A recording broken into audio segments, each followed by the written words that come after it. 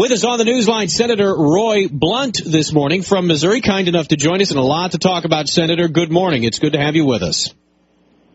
It's good to talk to you, EJ, and I had this traffic solution, but once it was mentioned that it would be bipartisan. Of course, we don't do anything in the country anymore that's bipartisan. It all has to be partisan, which means we apparently don't get anything done. It's unbelievable, and I'm ready to get the election over with and try to solve some of these problems. Well, Senator, I'm wondering if there is not bipartisan agreement, at least on the outrage to the attack that we saw yesterday that killed our ambassador in Libya, and, of course, another attack this morning in Yemen on a U.S. embassy. I'm wondering what your thoughts are on the American response to this so far.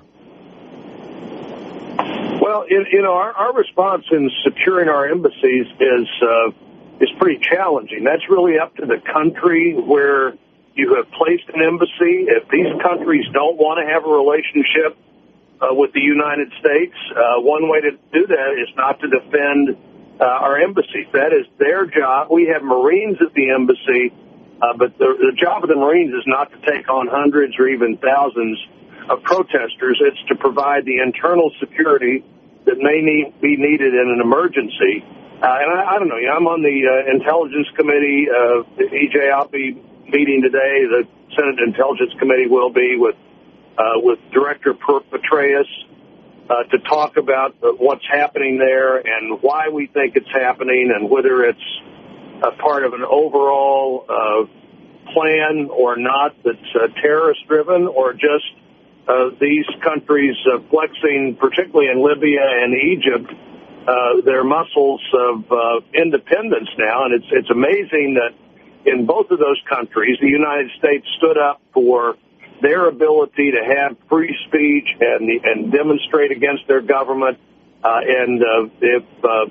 If this YouTube video was part of the problem, to have them then not be willing to look at free speech for somebody else, no matter how offensive, is a pretty sad result of the effort that was made to create more independence for Egyptians and Libyans. Senator Roy Blunt is with us. Senator, what do you think the rules should be about using force, and what are they in place? I mean, you have the embassy walls breached in Yemen.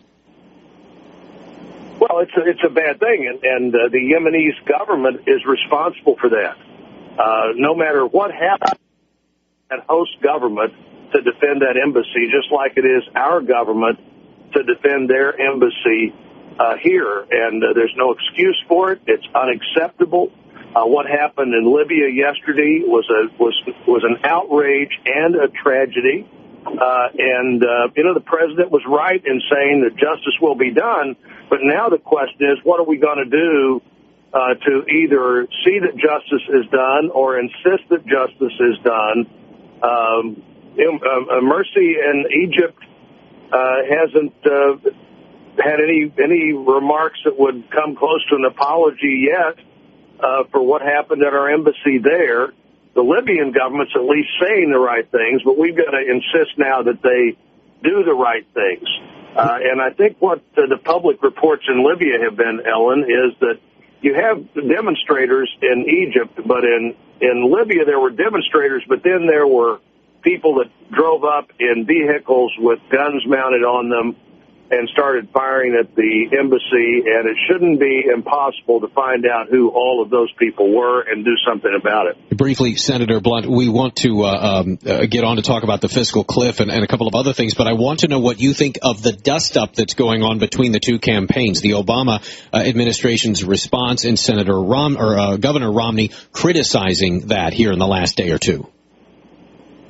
Well, if you look at the timing on that, Governor Romney was critical, as he should have been, of the statement that the embassy put out on behalf of our government in Egypt. Before loss of life in Libya, we're saying in Egypt, we understand why you're so upset. This is not the way to project strength in the Middle East. Apologizing for America is not the right thing to do.